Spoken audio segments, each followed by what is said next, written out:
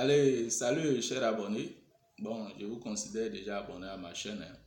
Et donc, nous sommes sur la chaîne Entrepreneuriat TV. Et moi, je suis Toussaint l'entrepreneur pour vous servir. Et donc, aujourd'hui, nous allons voir la définition de l'entreprise. Et bon, bien avant de commencer, sur la définition de l'entreprise, nous allons essayer de vous donner un peu le but de cette chaîne. Voilà. Et donc, dans un premier temps, le but de cette chaîne, c'est de faire la promotion de l'entrepreneuriat. Et aussi, pour le deuxième but, c'est de former en entrepreneuriat dans la création et le fonctionnement d'une entreprise. Vous allez apprendre le droit des affaires, le droit des sociétés, la gestion d'entreprise, la vente en entreprise et les mécanismes du marché. Voilà comment permettre à une entreprise, à un produit de s'intégrer dans un marché.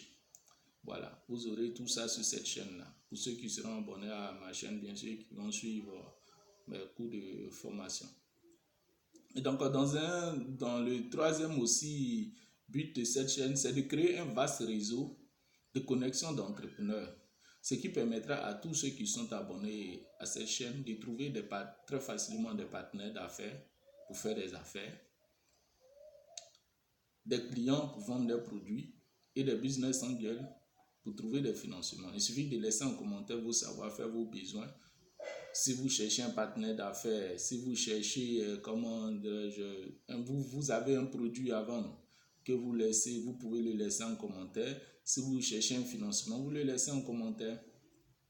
Et vous partagez au maximum cette vidéo dans tous les réseaux sociaux. C'est une chaîne Entrepreneuriat TV pour ceux qui vont recevoir, qui vont vouloir suivre cette vidéo, et sans doute dans des affaires. Il sera forcément intéressé à des commentaires par rapport à la vidéo et il va suivre aussi les instructions. Il pourra aussi voir votre message, vos commentaires et puis bon, paf, s'il est intéressé, il pourra vous entrer en contact avec vous. Donc, cela va créer un vaste réseau de connexion parce que c'est ce qu'il nous faut. Un réseau de connexion entre nous, puisque un entrepreneur a besoin aussi de se faire connaître. S'il rencontre un autre entrepreneur, qu'il sait ce que l'entrepreneur fait, que ce dernier aussi sait ce que l'autre aussi fait, il peut facilement s'échanger les services. Donc, ce vaste réseau-là que nous allons créer ensemble sera très important. Voilà. Donc, en plus de ça, en quatrième, nous allons aussi participer à la recherche de financement pour les porteurs de projets et les entreprises qui en ont besoin, aussi des startups. Bien sûr, il y aura des systèmes à partir de cette chaîne-là qui va permettre à financer des projets. Il suffit de nous suivre. Voilà, pour ceux qui ont des projets, qui ont besoin de financement, des entreprises qui en ont besoin de financement, suivez cette chaîne, abonnez-vous à cette chaîne et vous verrez ce système-là dans l'avenir seront mis en place. Nous allons recevoir pratiquement ceux qui ont des projets fiables et viables, de bons projets et des entreprises aussi qui fonctionnent. Nous allons les recevoir ici et puis présenter leurs projets. Si ça intéresse à certains investisseurs et tout ça, et donc voilà, c'est parti. Nous allons vraiment étudier en tant que spécialiste dans le domaine. Nous allons aussi vraiment étudier le projet bien avant de vous présenter. Et donc voilà. Et donc aussi en cinquième, nous allons aussi participer à la création d'entreprises, d'emplois et de lutter contre la pauvreté. Donc bien sûr, une entreprise crée de l'emploi et lutte contre la pauvreté. Parce que, en d'autres termes, sincèrement, une entreprise, c'est une entreprise qui naît est vraiment une opportunité, une aubaine, puisque lorsqu'elle est créée, elle crée de l'emploi. Les personnes qui étaient dans la misère et qui étaient dans la pauvreté, bien sûr, qui avaient besoin de moyens financiers aujourd'hui pourront facilement payer leurs factures, nourrir leur famille, s'occuper des soins de santé de leur famille. Donc ensemble, cette chaîne Entrepreneuriat TV, nous allons participer à la création d'entreprises. Voilà. Et pour ceux pour ceux qui ont des projets de création d'entreprise, si vous avez des difficultés de vous installer en Côte d'Ivoire, si vous avez des difficultés de créer votre entreprise en Côte d'Ivoire, nous sommes là. Nous pouvons vous assister. Cela va dépendre de vous. Et puis, vous permettre de créer cette entreprise-là. Voilà. Vous permettre de créer cette entreprise-là. Vous montrez tous les indices. Et même si vous n'avez pas d'idée d'investissement, nous allons vous proposer des indices d'investissement dans la création d'une entreprise. Et donc, voilà. Donc, abonnez-vous et puis vous allez suivre aussi la suite.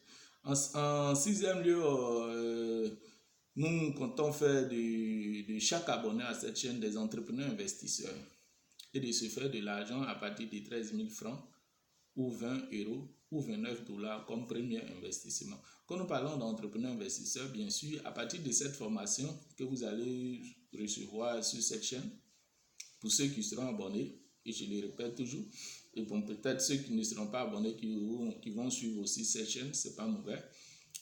Mais on va vous ouvrir l'esprit. Vous aurez une formation parce qu'un peu c'est ça le problème. L'investissement n'est pas une activité faite au hasard. On va vous ouvrir l'esprit pour que vous compreniez en investissant dans une entreprise, quels sont vos droits et vos devoirs envers cette entreprise ou dans un projet, quels sont vos droits et vos devoirs envers ce porteur de projet. Voilà, donc vous saurez ça et un investisseur est sous un terme comme un entrepreneur aussi. Voilà, peut-être même parce qu'il a les moyens, mais un investisseur doit avoir une formation entrepreneuriale aussi. Voilà, pour mieux comprendre l'entreprise. Ok. Donc, par la suite, c'est de donner des conseils, des idées, des conseils aux entrepreneurs et entreprises en difficulté. Bien sûr, nous en sommes capables, nous sommes capables de le faire. Voilà, après plusieurs expériences, si vous avez des problèmes dans la gestion, si vous avez des problèmes en droit des affaires et tout ça, dans le système de vente et tout ça, si vous avez vous manquez d'idées dans la vente, dans la gestion, dans le droit des affaires, faites-nous signe par email. Voilà, nous vous apporterons notre soutien. Et aussi par la suite, sur cette chaîne en dernier lieu, et pas en dernier lieu, en huitième plan, nous allons aussi présenter les problématiques économiques du pays et proposer des solutions. Bien sûr, le pays, c'est dans lequel nous, en tant qu'entrepreneur, c'est le pays qui nous couvre. C'est le pays qui permet à un entrepreneur de pouvoir exercer ses activités. Donc, si, en tant qu'un entrepreneur, l'entrepreneur, lui, il est là, comme on avait vu la définition de l'entrepreneur, il est là pour ceux qui n'ont pas suivi cette vidéo, ils peuvent aller, voilà, comment dirais-je, dans le compte de cette chaîne. Et puis, bon, vous allez suivre, vous allez regarder le programme, vous allez chercher la vidéo sur la définition de l'entrepreneur. Donc, en tant qu'entrepreneur, il est là pour innover, il propose des solutions à la population. Voilà, l'État ne peut pas tout faire pour nous, puisque nous-mêmes, c'est nous qui faisons partie de l'État. Mais en tant qu'entrepreneur, nous proposons des solutions pour le bien de la société. Donc, s'il y a des problématiques économiques du pays, en tant qu'entrepreneur, nous pouvons aussi proposer des solutions à l'État. Pourquoi pas? Et si ça l'intéresse, il peut, comment dirais-je, se saisir de cette idée, puisque c'est pour nous, c'est nous-mêmes qui proposons, c'est pour nous aussi, c'est nous qui vivons aussi dans la société. Il peut se saisir de cette idée, puis bon, le mettre en application. Je sais de quoi je parle, puisque j'ai eu déjà à émettre des idées à des entreprises. J'ai vu aussi des idées que j'avais en secret, mais j'ai vu l'État les réaliser sans que, bien sûr, quand tu as une idée, une autre personne a comme une autre aussi personne a une même idée semblable. Donc, mais lorsque l'État aussi, une de tes idées, tu vois que l'État le met en application, donc tu te dis que bon, vraiment, tu as aussi des bonnes idées. Voilà, donc il y a encore d'autres problématiques économiques qui existent. Ben, je ne vois que moi, j'ai encore ces idées, mais je ne vois pas l'État en train de les mettre en application. Et cela a perdu. Pourtant, la solution est là. Donc, comme je vous dis, voilà, présenter les problématiques économiques du pays et proposer des solutions. Puisque c'est le pays qui nous couvre, c'est le pays qui nous soutient. C'est grâce au pays, nous, en tant qu'entrepreneurs, nous exerçons notre activité. Et donc, enfin, nous allons sur cette chaîne. Vous êtes libre, comme je l'ai dit un peu plus haut, de laisser en commentaire tous vos savoir-faire, vos besoins, pour qu'ensemble, nous puissions trouver une solution pour vous satisfaire.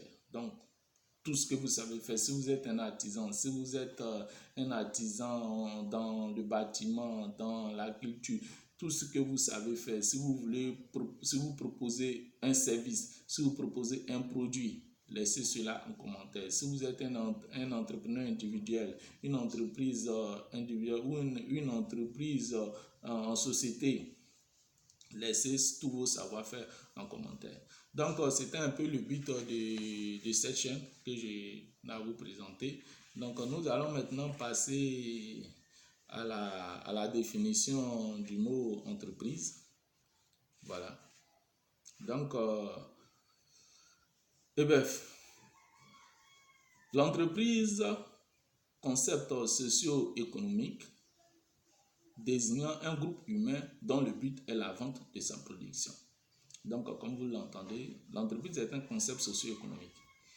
Mais il désigne un groupe d'humains, un groupe d'entrepreneurs dont le but est la vente de sa production. Ça veut dire quoi? Des entrepreneurs ou des personnes se mettent ensemble.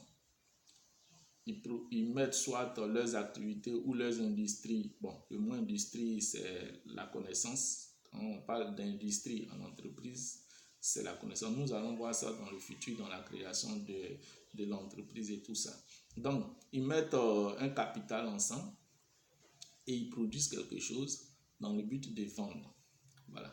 Donc, l'entreprise s'oppose à l'administration, dont la production n'est pas destinée à être vendue, et aux ménages dont la production reste limitée. L'entreprise se distingue de la société en ce que cette désignation n'apporte ni droit ni obligation. L'école des relations humaines et Fayol ont défini 4 fonctions principales de l'entreprise. Voilà, l'école des relations humaines et Fayol, vous pouvez aussi vous renseigner sur Internet. Pour ceux aussi qui ont besoin du document, pour que vous-même vous en jugez de vous pouvez me faire signe par email.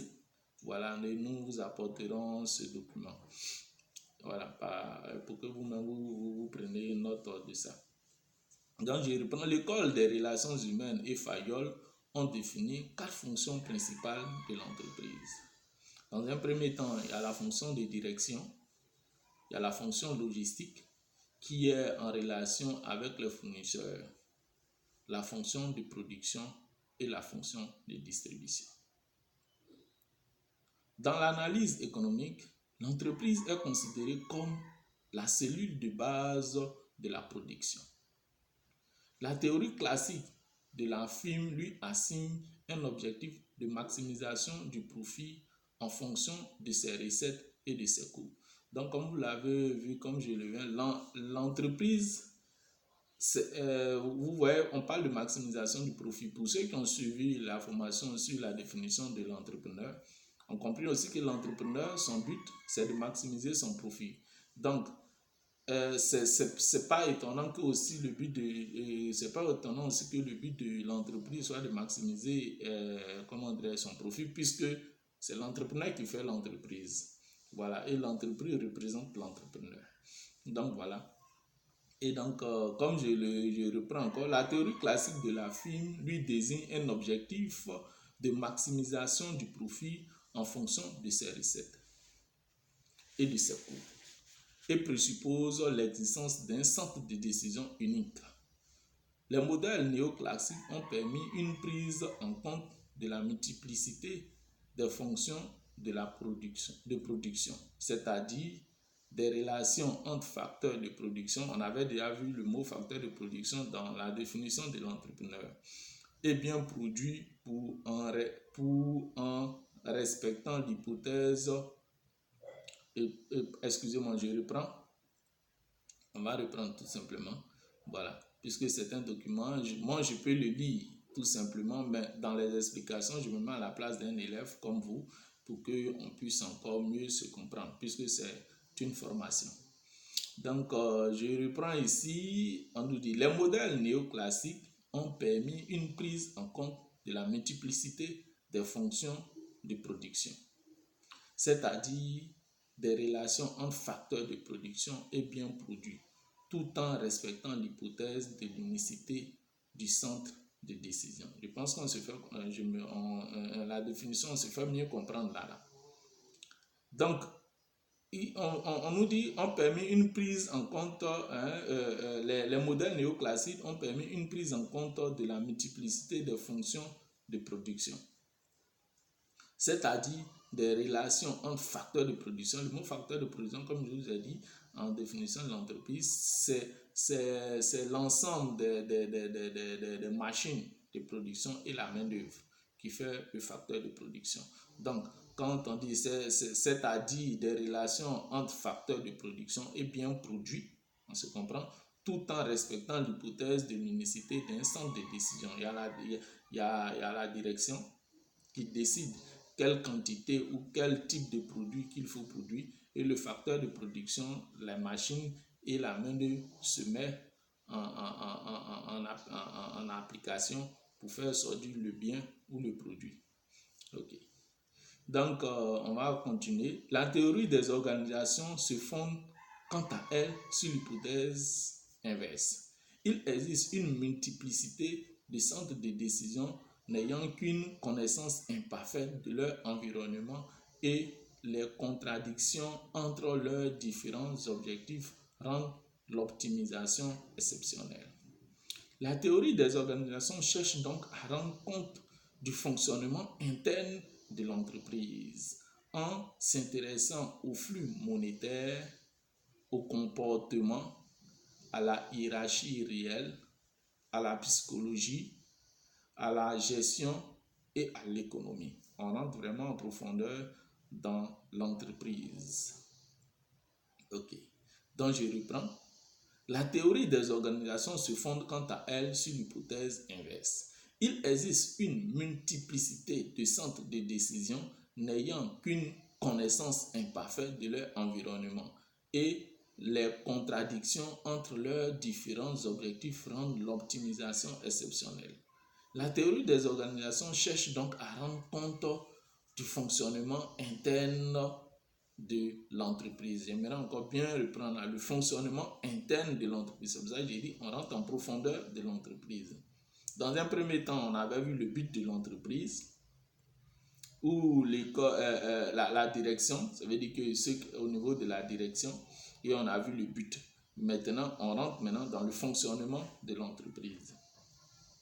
Et donc, la théorie des organisations cherche donc à rendre compte du fonctionnement interne de l'entreprise en s'intéressant au flux monétaire, au comportement, à la hiérarchie réelle, à la psychologie, à la gestion et à l'économie.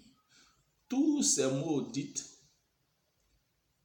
sont des outils, ça veut dire que des matériels dans le fonctionnement d'une entreprise. Quand on parle de psychologie, je pense qu'on va un peu sur les ressources humaines. Quand on parle de hiérarchie réelle, c'est la direction. Quand on parle du flux monétaire, ça veut dire que les moyens financiers dans l'entreprise a du comportement des entrepreneurs, ça veut dire que du comportement des entrepreneurs envers la société. Il y a tout ça, vous allez voir, il y aura la formation sur, comment dirais-je, le comportement du gérant, d'un PDG. Quels sont les droits et les devoirs que le gérant doit avoir envers son entreprise et envers ses clients. Mais malheureusement, ce sont des documents qui seront payants. Voilà, ils seront documents, puisque ce sont des documents qui ont été conçus par des grands cabinets, voilà, qui seront vraiment payants. En tant que gérant, il faudrait avoir cette notion-là, cette connaissance-là, de telle sorte que tu sais, en tant que gérant, comment tu dois te comporter. Si tu gères une entreprise où il y a des associés, des partenaires, comment tu dois te comporter envers ces associés, ces actionnaires, si on peut le dire, et pardon, ces associés. Comment tu dois te comporter, puisque, attention, on va avoir encore toutes ces définitions. Il y a le gérant et il y a le PDG. En ce qui concerne le gérant, on parle de partenaire, on parle d'associé. Mais en ce qui concerne le PDG, on parle d'actionnaire. Donc, quel comportement ce dernier doit avoir envers son entreprise, envers ses partenaires, le gérant, et envers les tiers, ça veut dire que les personnes externes de son entreprise. Donc là, c'est un document de pointe, voilà, pour tout gérant qui veut vraiment mieux gérer son entreprise lorsque vous avez besoin de ce document-là. Donc, malheureusement, ce serait payant. D'accord, lorsqu'on va arriver là, on va en parler un peu sur ça. Donc, au comportement, la hiérarchie réelle, voilà, on parle tout ça des centres de décision, la psychologie, ça c'est les ressources humaines, à la gestion, la comptabilité, machin, et à l'économie. Donc, l'économie, les impôts, les taxes, bon, tout, un peu de tout ça. Donc, on y va maintenant. Elle s'éloigne de l'approche purement économique, comme le fait aussi l'approche juridique, pour laquelle l'entreprise est tout autant une cellule économique qu'une cellule sociale. Tu comprends bien. Le rôle fondamental de l'entreprise dans la société a donc amené à une limitation des droits des détenteurs du capital de l'entreprise pour prendre en considération non seulement les intérêts des clients, mais aussi ceux des salariés. Comme je vous avais dit plus haut, le document de formation que je vous ai parlé spécialement dédié pour le gérant, voilà, on nous dit ici, spécialement pour le gérant, où je vous dis, ce document va offrir l'esprit du gérant. Il doit connaître le droit et les devoirs qu'il a envers ses actionnaires, et pardon, excusez-moi, du gérant envers ses associés, ses partenaires. Nous trompons toujours sur ce genre de choses. Le gérant envers, comme le PDG envers ses actionnaires, ou le gérant envers ses associés ou bien ses partenaires. Quels sont ses droits et devoirs aussi qu'il a envers son entreprise? Quels sont ses droits et devoirs qu'il a envers ses fournisseurs, envers ses travailleurs et envers ses clients? Donc, c'est un document de pointe et c'est là que du coup, l'entreprise, nous parlons ici sur la limitation du droit des détenteurs du capital. Bien sûr, si au niveau, la justice permet, par exemple, au gérant de tout faire, ça veut dire à l'entreprise, si ses droits ne sont pas limités, il pourra tout faire ce qu'il veut pour ne pas payer ses travailleurs, ne pas payer ses fournisseurs et tout ça. Bon, prochain, il y a bien d'autres choses qui peuvent. Donc, du coup, là, on parle comment dirais-je, puisque l'entreprise a pour but social, je vais reprendre là, elle s'éloigne de l'approche purement économique, comme le fait aussi l'approche juridique, pour laquelle l'entreprise est tout autant une cellule économique qu'une cellule sociale. Le rôle fondamental de l'entreprise dans la société a donc amené à une limitation du droit des détenteurs du capital de l'entreprise pour prendre en considération non seulement les intérêts des clients, mais aussi des salariés. Le droit de l'entreprise, donc là maintenant on va au droit de l'entreprise, au droit des affaires, ne se limite donc pas au droit commercial, c'est-à-dire au droit des commerçants. Donc le droit des entreprises, le droit des affaires, voilà, ne se limite donc pas au droit commercial, puisque le droit commercial vient à l'intérêt de l'entreprise. Vient spécialement à l'intérêt de l'entreprise, c'est son droit. Donc, c'est-à-dire au droit des commerçants, voilà. Mais fait aussi appel au droit du travail ou au redressement judiciaire. Donc, nous allons voir tout ça. Nous allons voir tout ça, le droit du travail, tout ça à partir de cette chaîne. Voilà, vous allez prendre aussi connaissance du droit du travail, puisqu'en tant qu'entrepreneur, dirigeant d'une entreprise, tu dois connaître aussi le droit du travail, le droit des affaires, le droit commercial. Nous allons tout voir ça ici, et le redressement judiciaire. Bien sûr, au niveau du redressement judiciaire, qui est très important aussi pour, comment dirais-je, un dirigeant, il doit connaître, il y a un document, mais malheureusement aussi ça, lorsque nous allons arriver à cette étape-là, ce serait malheureusement aussi pire, puisque c'est un document de pointe aussi pour tout dirigeant d'entreprise. Tout dirigeant d'entreprise doit avoir ce document-là. C'est un dispositif créé par la justice qui donne une vision claire à l'entrepreneur, au dirigeant d'une entreprise en droit des affaires. Ce qui veut dire qu'on parle de redressement judiciaire, c'est lorsque l'entreprise risque de partir en faillite. Je le dis aussi clair que ça. Lorsque l'entreprise n'est plus en mesure de pouvoir payer ses fournisseurs, lorsqu'il s'approvisionne, ou lorsque l'entreprise a sans doute une mésentente entre le gérant a sans doute une mésentente entre lui et ses associés. Donc c'est un dispositif juridique qui va permettre à l'entrepreneur ou au dirigeant de l'entreprise de prendre ses dispositions bien avant que ces problèmes où on ira au redressement judiciaire arrive. Voilà, c'est un dispositif de prévention qui va prévenir, lorsqu'il prendra connaissance de ça, il pourra éviter d'aller au redressement judiciaire. Voilà, puisque le redressement judiciaire, lorsqu'on arrive là, attention, votre entreprise risque de partir en faillite.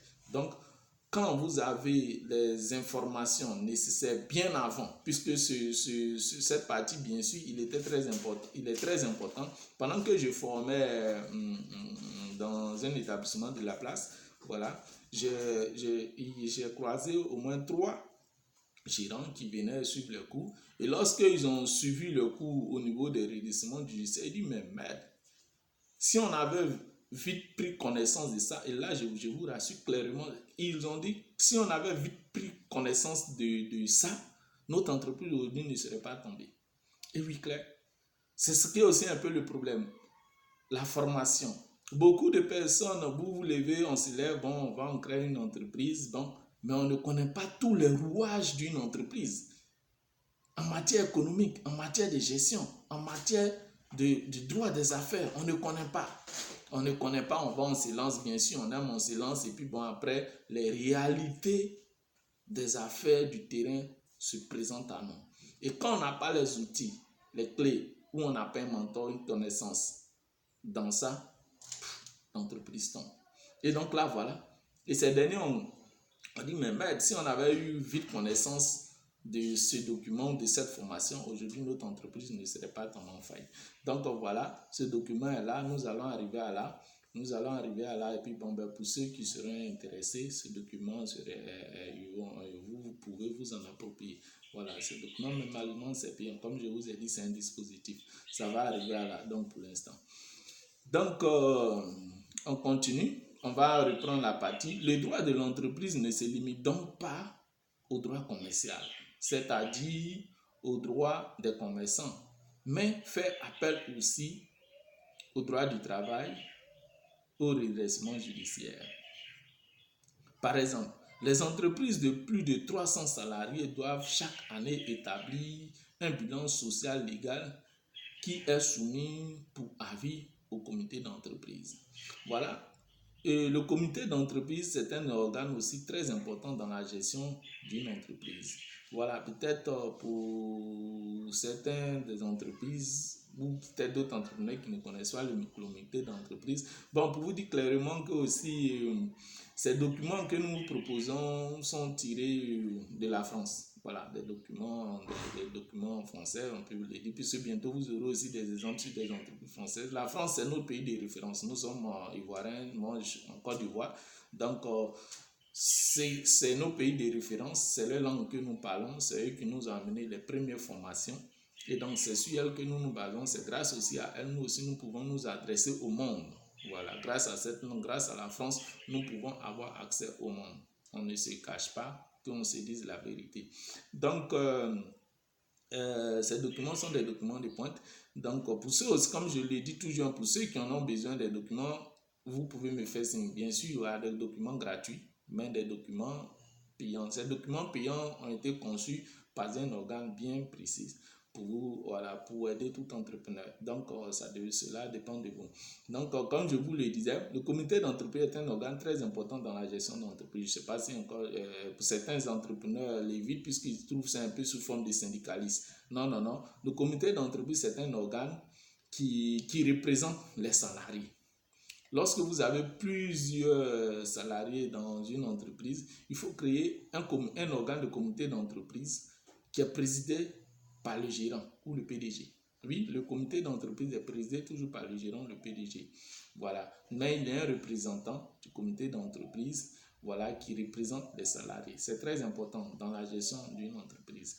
Donc, nous allons voir ça aussi, cet organe. Nous allons voir la définition du fonctionnement de cet organe très bientôt aussi pour ceux qui sont intéressés, pour que vous preniez connaissance de ça et si possible, vous l'intégrez dans votre entreprise pour le bien et pour le bon fonctionnement de votre entreprise. Donc, nous allons continuer. La dénomination d'entreprise recouvre une grande diversité, tant en ce qui concerne la taille, l'activité, le mode de fonctionnement que la forme juridique. Voilà. Donc, comme on l'a dit, l'entreprise, c'est pas... La création d'une entreprise n'est pas une petite affaire, une mince petite affaire. Aujourd'hui, c'est vrai, on se lève, on veut créer une entreprise. On se lève là d'une idée, parfois on se lève et on veut que cette entreprise se crée aussi facilement. Mais non, sincèrement, il faut que nous soyons clairs. Il faut que nous soyons clairs. Et moi, avec l'expérience que j'ai appris, une entreprise, lorsque vous avez une idée, il faudrait faire une étude de faisabilité au minimum 3 ans de recherche. Au minimum 3 ans. Pendant ces 3 ans, vous vous mettez à rechercher, à trouver, à faire votre étude de faisabilité. Parce qu'une entreprise, lorsqu'elle se crée, elle a pour durée de vie 99 ans. Ce qui veut dire quoi? Si votre entreprise est bonne et fiable, lorsque vous le mettez sur le terrain, il n'y a rien. Lorsque vous le mettez sur le marché, elle va perdurer. Donc, ne soyons pas pressés de créer une entreprise lorsqu'on a une idée, paf. C'est vrai pour certains qui sont chanceux, dès qu'ils ont une idée, paf, et puis bon, ça déroule à la création d'une entreprise qui devient grandiose. Mais ça, c'est un peu très rare. Pour qu'une entreprise soit véritablement posée, et moi, avec l'expérience, je vous dis de faire une étude de faisabilité d'au minimum 3 ans. À partir de ce moment-là, vous saurez, puisque souvent on a des idées, on est pressé, mais quand au fil avec le temps, on se rend compte que là, il y avait une faillite. Là, si je mettais ce produit sur le marché, peut-être comme ça, là, cette entreprise n'allait pas perdurer. Donc, on essaie de trouver une solution à ça. Ça m'est arrivé sur certains lorsque j'étais en train de chercher un financement pour mon projet de création d'une entreprise agroalimentaire. Au fil du temps, je n'obtenais pas le financement, mais au fil du temps, j'étais pressé pour la réalisation. Mais au fil du temps, j'ai compris que le temps me permettait d'ajuster mon entreprise, de bien organiser mon entreprise. Et j'ai vu des failles, des faiblesses de l'entreprise au fur et à mesure, puisque lorsqu'on a une vision, comment on va vendre, comment on va produire, et puisque aussi le but d'un entrepreneur comme d'une entreprise, c'est de maximiser son profit, réduire ses coûts de dépenses et mettre un produit sur le marché pour gagner plus de bénéfices. Donc, dans cette vision-là, et avec ce temps de recherche et dans l'étude de faisabilité, j'ai compris certains failles jusqu'à ce que j'ai amoindri le coût de financement de mon projet.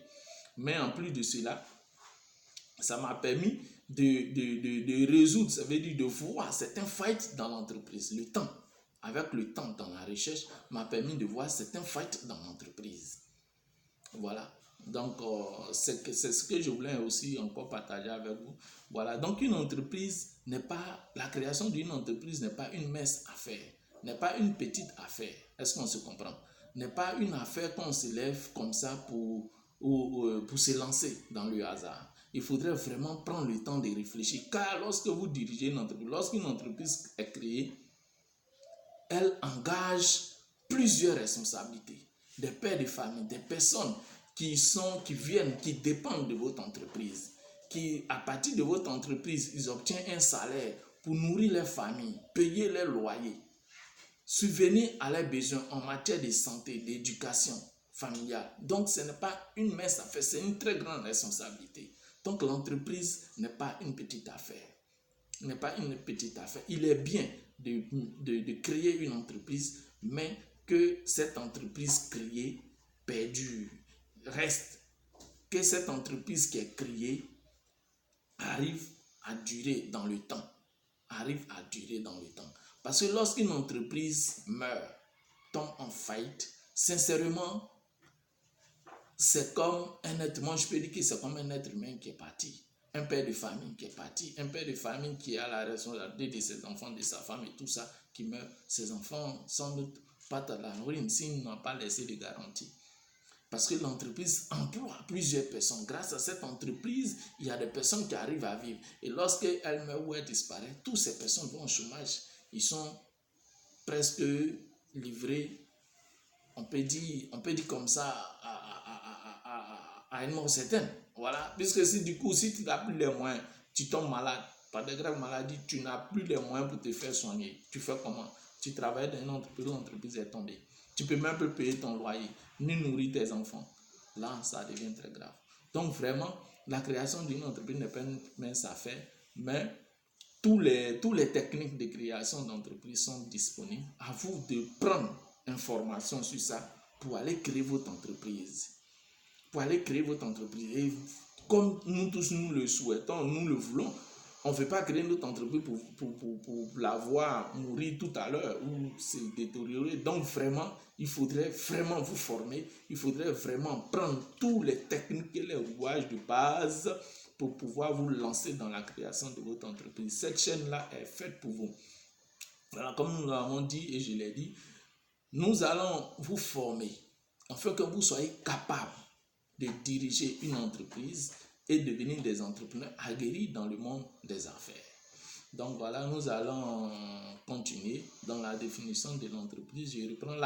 La dénomination d'entreprise recouvre une grande diversité, tant en ce qui concerne la taille, l'activité, le mode de fonctionnement que la forme juridique. La forme juridique, bien sûr, nous allons voir aussi les formes juridiques, puisque les formes juridiques sont là, on ne prend pas les formes juridiques par hasard. Toute forme juridique dépend aussi de l'activité que tu fais, parce que aussi une forme juridique choisie dépend aussi des impôts que vous allez payer. Donc je conseillerais aussi pour vous qu'avant de prendre une forme juridique, allez vous renseigner vers les impôts. Les impôts, parce qu'ils seront encore mieux placés de vous dire telle forme juridique, puisque quand vous créez une entreprise, bien sûr, préparez-vous à payer les impôts et les taxes. Donc du coup, car c'est aussi ça qui permet aussi à l'État de réaliser nos biens sociaux, les écoles, les hôpitaux, les routes dans lesquelles nous circulons. Donc, avant de prendre une forme juridique, renseignez-vous bien aux impôts. Et voilà. Et bien sûr aussi, nous allons voir les formes juridiques ensemble ici, les différentes formes juridiques, les SAR, les SA, comment on choisit une forme juridique, comment on crée plutôt une forme juridique, comment fonctionne une forme juridique. Et tout ça, mais malheureusement aussi, ce sont des documents payants. Voilà, ce sont des documents payants sur ce point-là. C'est très important, ce sont des documents de pointe. En tant que gérant ou président directeur d'une entreprise, lorsque tu connais comment on crée une forme juridique, lorsque tu connais comment fonctionne une forme juridique, à partir de ce moment-là, tu es libre. Quels sont tes engagements envers tes associés ou tes actionnaires? Quels sont tes engagements envers